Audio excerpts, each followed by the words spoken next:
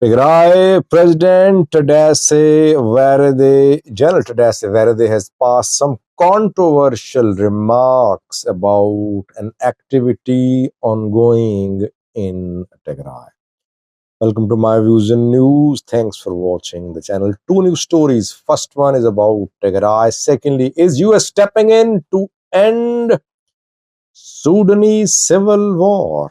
This is what seems to be the case. Let's start from Sudan, where we know that over 2 years ago, a civil war erupted between Abdul Fattah al Burhan led Sudanese military and rapid support force led by Hamdan Dagalo. Regional players are involved, African countries, Middle Eastern countries are involved. When the war erupted 2 years ago, US and Saudi Arabia tried to solve this issue. Some discussions were held between RSF and SAF in Saudi Arabia, backed by Americans, but the two sides could not agree on a lasting solution. Then US went quiet. Elections were held in the US. Now Trump is in power. And Trump wants to end conflicts by force in the world. And he takes credit for ending wars or preventing wars. And some wars were never about to erupt. But he claims that he prevented those wars like Egypt, Ethiopia war. But when Trump intervenes in a conflict, generally he supports one party to the conflict. He backs that party to weaken the other party militarily. And then when the other party is considerably weakened, then he brings the two parties to the table. He takes the two parties to the table and talks are held, and the weaker party agrees to concessions. So basically, Trump is enforcing peace by force. This is what his strategy is. Masad Bolas is Donald Trump's Africa advisor. He met with General Abdul Fattah al Burhan in Switzerland. Meeting was held around 48 hours, over 48 hours ago, and ways to end war in Sudan came under discussions.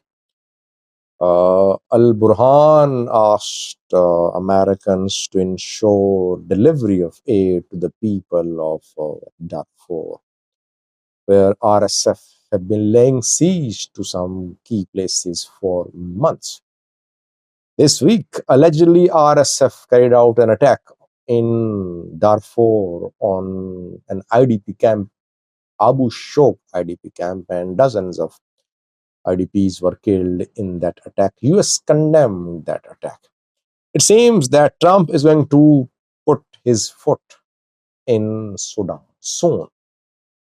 Either he'll support Al Burhan government militarily, or he will impose more sanctions on RSF. But one of Trump's key allies, UAE, is on RSF side. But Trump intends to take credit for ending war in Sudan, which is a very complex, by the way, conflict. It's not easy to end this conflict. If somehow Trump ends the conflict in Sudan, that will be a big achievement. So far, African Union, IGAD, regional players, none of them has been able to find a solution to the conflict in Sudan. Secondly, was Tadesse Verede, Tigray president has passed some very controversial and dangerous remarks about illegal mining in Tigray. What did Verede say, and what is going to be the effect of what Verede said on what is happening in Tigray? Verede said that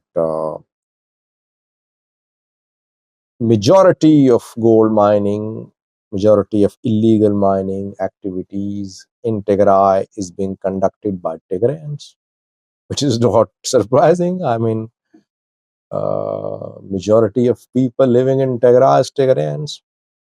But he confirmed that outsiders are not involved in illegal mining.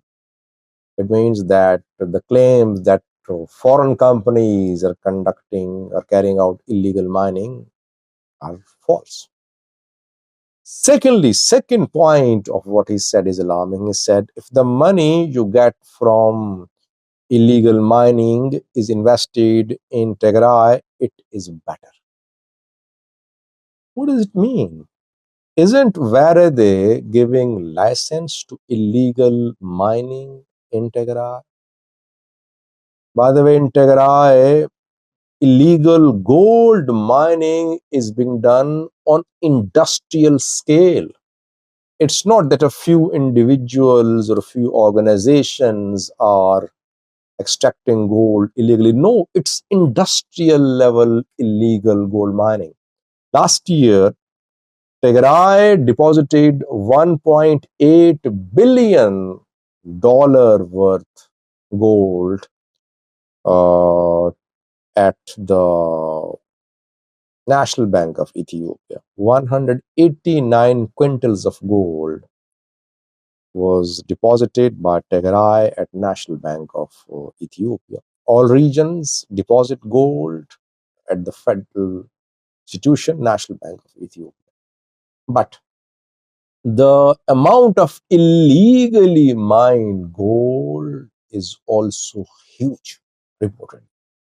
Tigray military officers, TPLF leaders, smugglers, money launderers are part of a network which is carrying out illegal gold mining in Tigray. And poisonous chemicals are used, when you use traditional methods of illegal gold mining, cyanide, mercury are used, environmental hazards are aggravating, farmlands are being polluted, rivers are being poisoned, people are suffering from diseases in the areas where illegal mining is underway.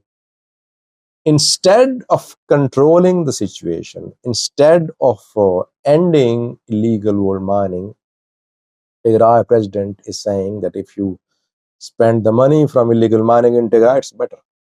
Basically, he gave a license to those, sorry, who are illegally extracting gold in Tigray. By the way, if billions of bears are being generated from illegal mining in Tigray, where is this money going? Is this money being deposited at Tigray banks? No. Is this money being deposited at federal banks? No. It means that money laundering networks are also operating. And the revenue generated from illegal gold mining is being deposited abroad. These TPLF leaders, Tigray generals, they have their frontmen abroad, they have their bank accounts abroad, and the illegally extracted gold ends up in international markets in Israel, in UAE, in some other countries. And from there, the revenue is deposited at the foreign bank accounts of Tigray leaders who are based in Tigray, but their foreign accounts are abroad. This is what is happening. People are suffering because Tigray's wealth is being looted. Those who are illegally extracting gold, they won't keep their money in Tigray. Yes, they'll spend a fraction of their revenue in Tigray just to show that they care for the people of Tigray. Just a fraction. They'll keep just a fraction of their revenue in Tigray at home or at banks. But a large portion of that revenue is going abroad as money laundering networks are operating. Varade is basically complicit, I believe. Not just Varade, Tigray military commanders, TPLF leaders are complicit. Without the green light, no one can illegally extract gold and other metals in Tigray. Without their approval, no one can smuggle gold out of Tigray. Thank you for watching.